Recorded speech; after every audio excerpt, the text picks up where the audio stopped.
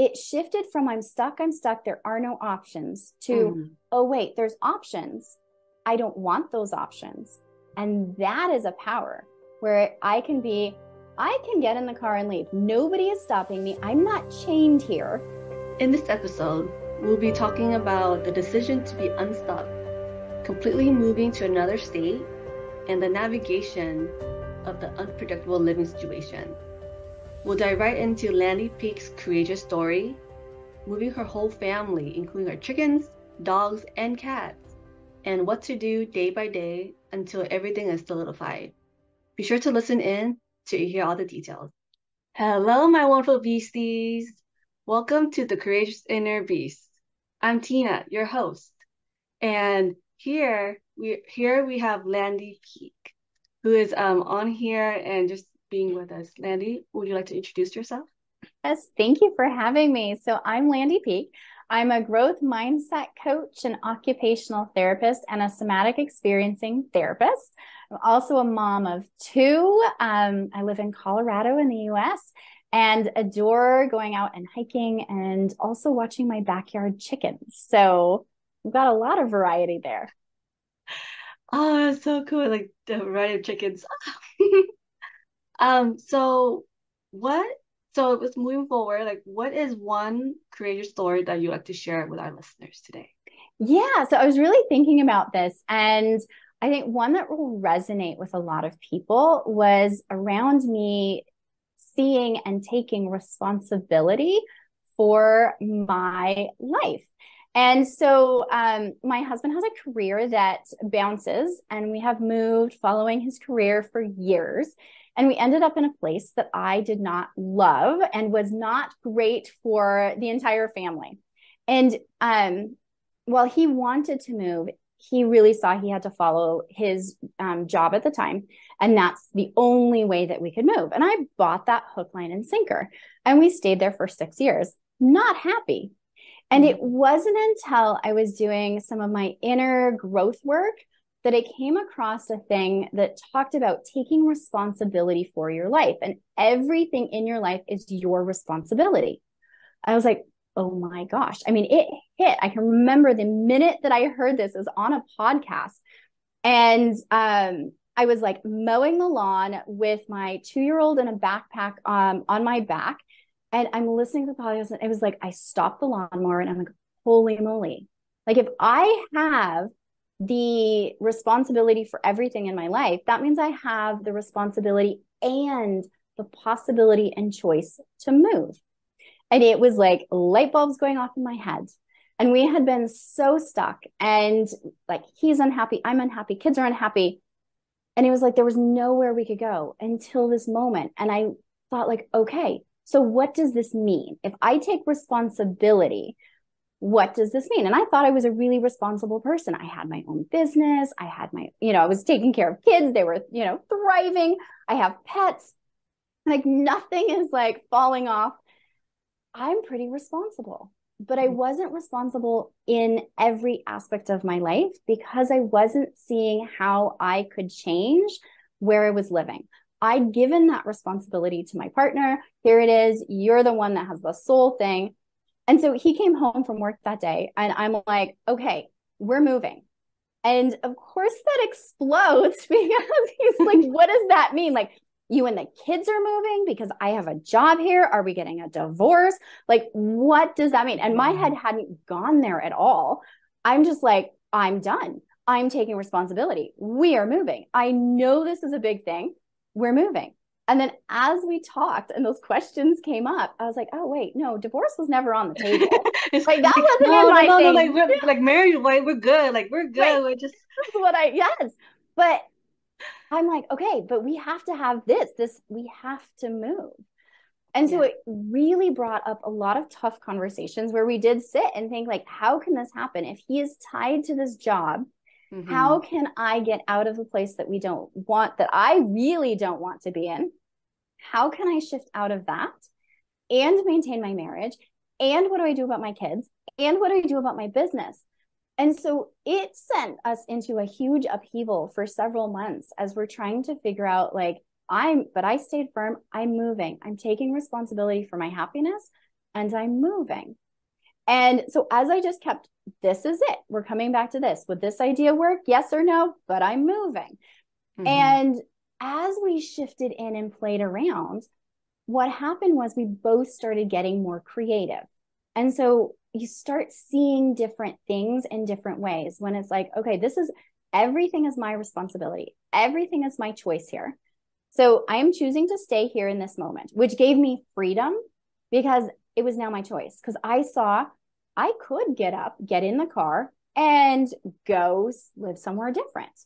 It would also have consequences. I was making a choice then to stay in that town, to be with my family, but I could get in the car and go. And it's like, oh, well, that's some freedom. I could. It's now in the back pocket, not going to use it, but it's here. I could choose. Yeah. Is it like mainly for like we're thinking just by yourself without your kids? Yeah. I was just like, yeah, I could get in the car. I could take my kids. I could, and we talked about all of these different things, but it shifted from I'm stuck, there are no options to, oh, wait, there's options.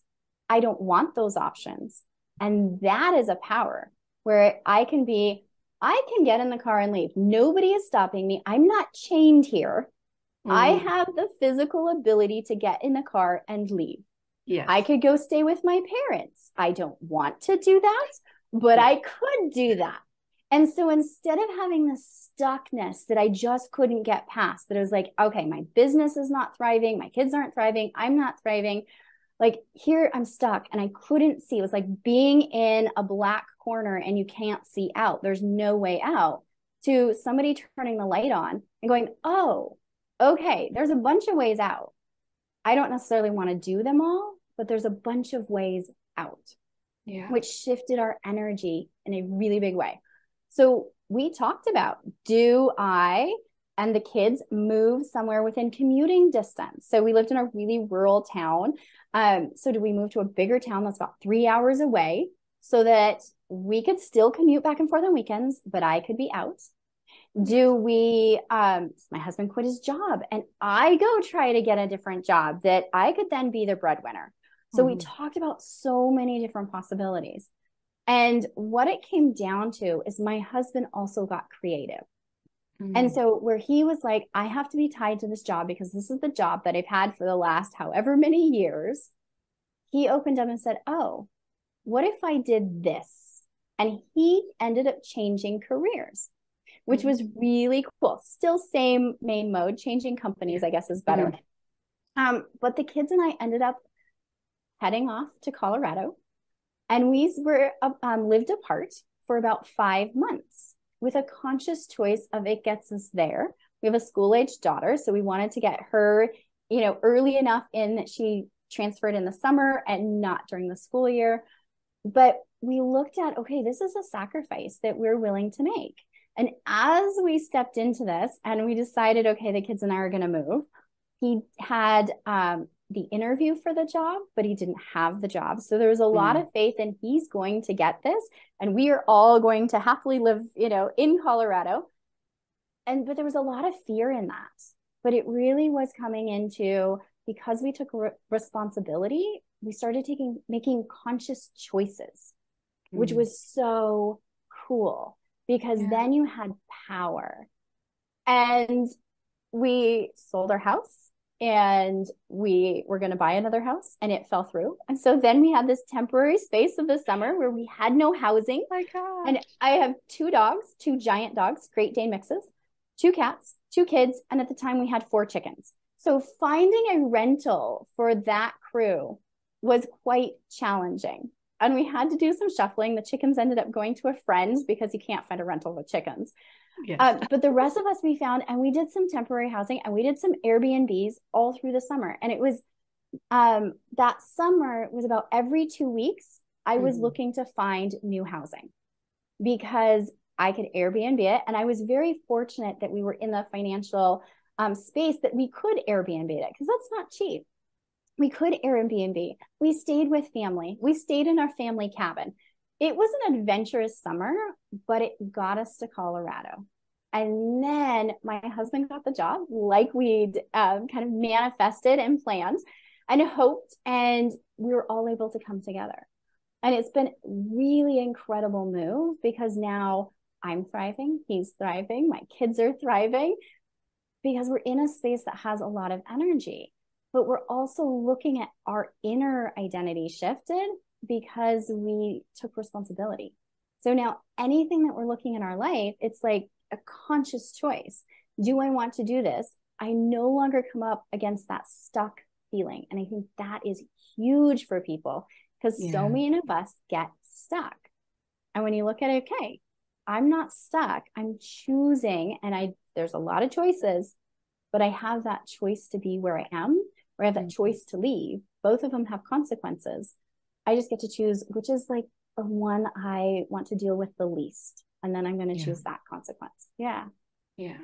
And it seems like also like there's a lot of seems like a lot of communications too. So like you said, there's a lot of options, but it also involves your husband, your kids, and like which do they agree with this option or okay with this option, it seems like too, right? Yeah. So yes, because it's not just me anymore. And there had been a whole period of time where, I was single and I could just make those choices. And I wasn't in that stuck. If I got unhappy in my career or the town I was living in, I would move. Yes. But yes, as you're looking at it with a family and a partner, it has to be this like, okay, it's like I was still kind of in that single mindset of like, okay, I'm moving, expecting him to be like, oh yeah, we're going to move without a job, without anything else. Yeah. And I have a virtual business. So like my business would go with me. So I was really flexible. But you do, when you're in that partnership, have to now interact and think about and communicate, okay, what do they want? What do they need? What's going to happen here? And like divorce wasn't in my mindset at all. But that was the first thing he went to is like, you're moving. What does that mean? Yeah. And so we go into that and you have to have some really hard conversations. And that's part of life, but really being able to sit and say, okay, this is what I really, really want. This is what I really, really need.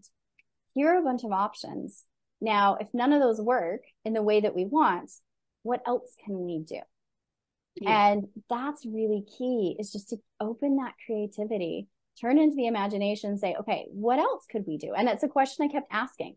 Okay, if this doesn't work, what else could we do? What else could we could? And then this other job popped up for him. And he's like, oh, I could do this and I would really like it. Awesome. But he wasn't even looking for another job without me saying, okay, I'm moving. Yeah. Wow.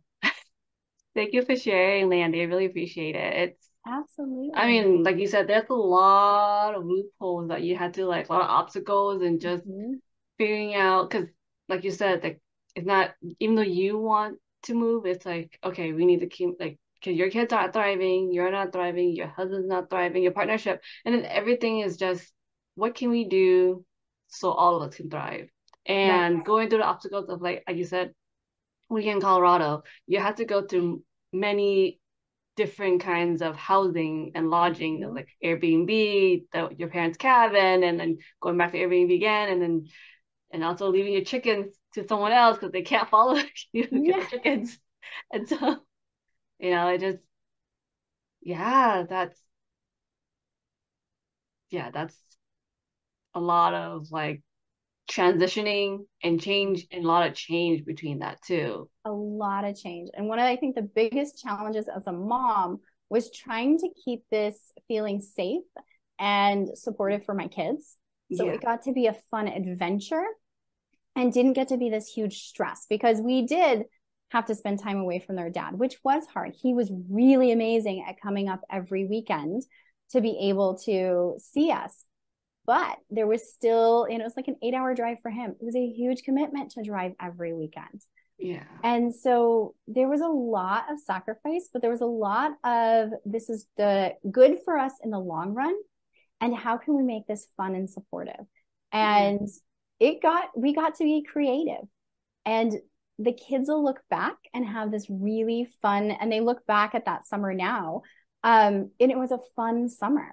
It was like, oh, we did this and we did that. But it became this big adventure. And part of it becomes that mindset of choosing to make an adventure versus making it a hardship. So I could have said, oh my gosh, our house fell through. Now what do we do? We're going to have to, and gone into this huge poor me, instead of like, okay, what could happen now? What needs to happen? What do we do? And I literally got on social media and I'm posting on Facebook and I'm texting and messaging anybody that I knew in the area in Colorado. Do you know somebody that has housing? And, things started to fall in place. But it took some putting myself out there in a new way to make it happen. And I think that's a lot of things in our life is we see that we're stuck, but we don't see the choices because we have to make choices. Sometimes we don't want to. And we also look at when we're making those choices, we have to step out to create that new option in a way that feels really scary. Posting on Facebook to all of my friends and family, I have no housing. Anybody know if something was not in my comfort zone? Texting people that I had not talked to in a long time to say, hey, because it felt like a failure of like, oh my gosh, the house fell through. Like we were 2 weeks from closing on our house that we had to when we were supposed to close on the house in Colorado. And it's like, okay, we have 2 weeks to find a house. Like, holy moly, what do we do with this crew? And it really is just like, you have a lot of resources inside of you. And I don't think we always realize how much resources we have, how much we can get through when we put our minds to it, when we're doing the things that feel scary and looking at, okay, I do have a choice in this. I might not like the consequences, but I do have a choice. Yeah. No, that's powerful because like you said, like when you were starting out to asking people in your Facebook, like, hey, I don't have a house. Does anyone have any housing available right now? Because like you said, like in that moment you feel like a failure, right? But then also in that moment when you're in the like pressure, gotta do this kind of stuff, you're being resourceful. Like you said, like unlocking things inside you that you never knew before, and then finally getting out there and then showing things like, hey, I don't want to be stuck. There are options, there are consequences, but hey, I can do this. I can do this with your crew, your family. You can do this together and find something. And that's like takes a lot of courage too. I mean, like you said earlier, like doing something that's not within your comfort zone, that is courage to just that is courage that to is say huge. to say even like, hey, like you said, someone who you haven't talked to in a long time. Because sometimes you just feel, okay, maybe I shouldn't talk to them because I haven't, but you have to because you need this for yourself and your family. So let's do this. Yes, there's a lot of when you have that need, there's that motivation. Yes. But one of the things, because courage then became kind of my word that I have stuck through. And that's how I continue to grow. It's how I grow my business, how I grow personally, is I do something that takes courage every single week. And I try it every single day, but it doesn't always happen because sometimes it's just like, oh my gosh, I can't do that. I am going to hide right now. But that's where our nervous systems, and I work around with the nervous system, but our nervous system can handle so much. And when we stress it, we hit into that fight, fight, or freeze. And it's like, oh my gosh. And then we go and hide. So we want to do little things that, and I try to do them every day. And it could be, signing up for a podcast. Like that feels scary. That takes some courage. But as you do it, it gets easier and easier and easier. You send that email, make that phone call and I talk to my clients and my family around 5 minutes of courage a day. So this isn't anything that's going to stress you out in a big way, but if you take 5 minutes of courage, and that is sending an email, right? If it's under 5 minutes, it's good. It can be making that phone call. It can be sending that text message. It can be putting in that application for that job. It can be a ton of things. And if you start doing something that scares you for less than 5 minutes, so it's like, okay, bite the bullet, get it done, and send it out, your life is going to dramatically change because you are A, taking responsibility, but B, those things that you're avoiding are often the things that you really, really need to do. And that's where you're going to see the growth. So those 5 minute of courage things gives you huge results at the end of a month, at the end of a year. It's amazing the transformations that can happen. Now, That's amazing. Cause like 5 minutes of courage, it's like pretty much your, I think, I've not heard of like the Atomic Habits. I'm not so sure Yes. if you heard of that book. And I read that book too. And it mentioned about like something that if you do at least under 2 minutes of anything new, even like with courage, Hmm. it builds that momentum to do it every day. And then you feel Yes. more, and the more you do it, the more easy you feel. And then over time, you're like, oh, what is this? I've been doing this for the past 2 months, week. It's amazing. And so it's kind of similar to that too, It's 5 minutes of courage every exactly. day. Hmm. I can just imagine like how much confidence you will gain from doing that too. Because Yeah. once you do it, you're like, oh, okay, I can do this email now. Oh, I can go to Mhm. say hi to this person or a stranger or help a stranger too. Yes, Yeah. exactly. I mean, it's limitless in what you can do. And it's Mm-hmm. like that less, 5 minutes, 2 minutes if you want to do 2 minutes. 5 minutes gives me enough time that I can compose an email.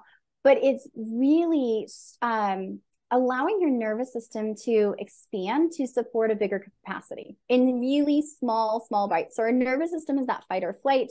That's our regulation. That's the anxiety. That's how we're feeling. So it gives us just that little bit of like, ooh, I can expand a little bit of my capacity. I can hold just a little bit more and then I can shrink back down. But it's like blowing up that balloon, where you blow it up and then you might have to take a breath and it comes down a little bit. And then you blow it up again a little bit bigger. And you might take that breath and it comes down. And it's just a subtle expansion that it's like, oh my gosh. And now I can handle so much more. Now I Yeah. can do so much more. And you're absolutely right. Now it doesn't feel scary because I've done Mm-hmm. it every day and my system is used to it. So it's like, Yeah. oh, this is my new normal. This is Yeah. okay. And oh, wow, I changed my life. Yeah. And like you said, the balloon, like as it expands and it goes slower and Mhm. expands, eventually when it's so big, it explodes in a good way. And like I'm Right. like, oh, I don't need to. Like you're like you said, it gets used to it. So the expansion to go down is like, oh, I don't need to go Yes, down because I feel confident now enough to handle everything that my nervous system won't go down again.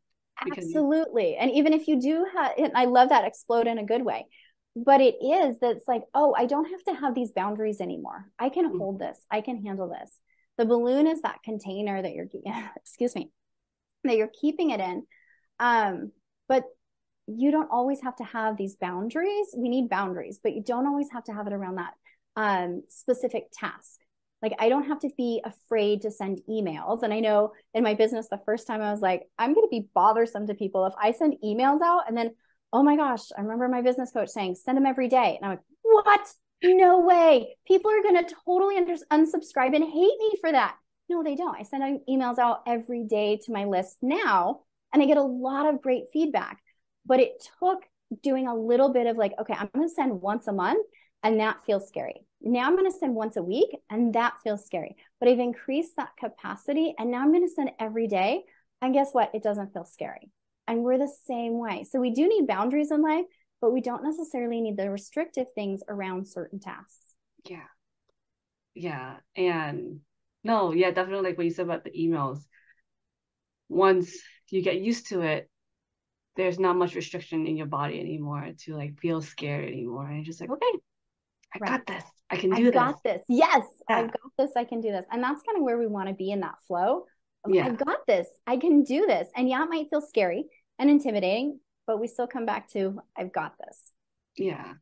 And then just going back to like pretty much rounding everything.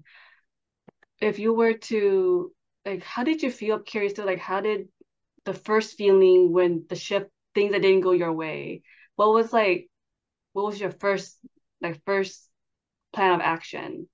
When like, for example, like your feelings more like, how did you feel when your plan of action Yeah. didn't follow through what you Right. want? Because that happens a lot. There's a lot of times where we have that plan of action that doesn't follow through.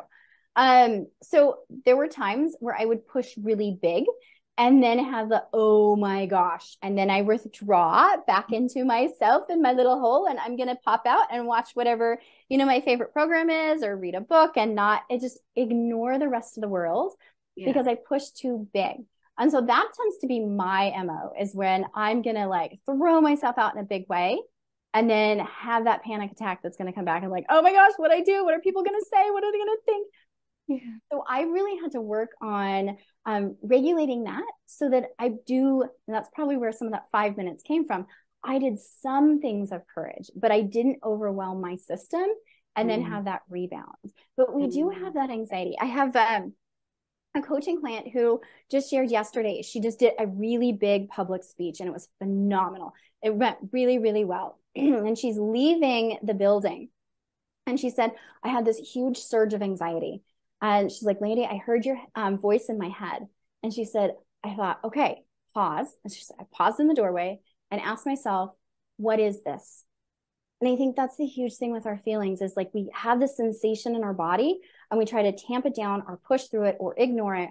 And instead, we got to turn and say, okay, what is this? And she's like, wow, this is real excitement. This is some fear of like, oh my gosh, what are people going to say after I just had this huge speech? This is some of the grief because she's stepping into something new and letting go of something old. So there is some grief of letting go of this old thing that has been security and been safety and I know is safe. And there's also this excitement that is there. And it's just like, oh my gosh, I'm so excited for something new. So instead of pushing past this, anxious feeling and go, oh my gosh, here's the anxiety again. You got to pause and say, what is this? Oh, it's a combination of things. There's a fear of judgment in there. And there is grief in there. And there's excitement in there. And there's pride in there. And one of the things I use in my life so much and with my clients is the word and versus but. So get but out of your life and use and because we can have grief and excitement and joy. We can have fear and we can have bliss at the same time, right? So when we use and, it opens up possibilities.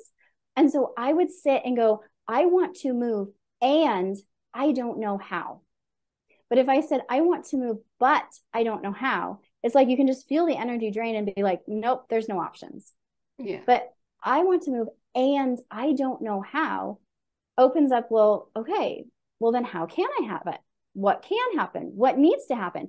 So that and allows us more capacity to hold, but it allows mixed emotions and it allows growth and it allows possibilities. And it's really powerful to use that word and. Yes, because like I said, two things can coexist. Two Absolutely. feelings, anything can coexist. Nothing has to be one or the other. Nothing is black and white. Everything it can coexist together. And so Absolutely. And that's where we get so, and I was so stuck in black and white of I can't move. I want to, but I can't. And there are other options. There's gray areas out there, and it might not be bright, brilliant colors yet, but there's some gray, there's some variance, there's some shades that you can step into. But use the word and it's going to open up some doors. Yeah. Well, yeah, no, I totally, and thank you for sharing that. It's something like you said, things can coexist, and using and versus but it makes a huge difference. It And does. thank you so much for sharing your story, Landy. I really appreciate and your knowledge and just not being stuck where you're at, and just keep moving and using the 5 minutes of courage every day can make something of your life, where it's like within a week, months, years, like it will grow and grow, and then you'll be able to just what do you call it, inflate your balloon, and then eventually you'll be set to be getting used to it. And if you were, what would be your takeaway that you like our listeners to know? Ooh, takeaway. This is a phrase that I use a lot, and it's, are you willing to be the person who does the things that you've been avoiding? Mm-hmm. And that is so huge. When I look at what have I been avoiding, am I willing to be that person to do those things that I've been avoiding, which will get me the things that I want? And sometimes the answer is no, and sometimes the answer is yes. But it's the question I come back to is, coming back, use your courage, use your and are you willing to be that person to really face what you're avoiding? Thank you for sharing that. Thank you. Absolutely. No, it's sometimes, avoiding is, we need to tap into that and figure out what it is. But thank you so much, Landy, for joining in and just being our guest today. Oh, thank you for having me. Of course. Thank you so much. Thank you everyone for listening in and sitting with us. If you enjoy this podcast, Please hit the follow button wherever you're listening and look out for new episodes every Tuesday on the Courageous Inner Peace. Thank you for listening in. If you enjoy our conversation and would like to get connected with Landy Peek, please be sure to look in the description and the show notes for more information and for the links.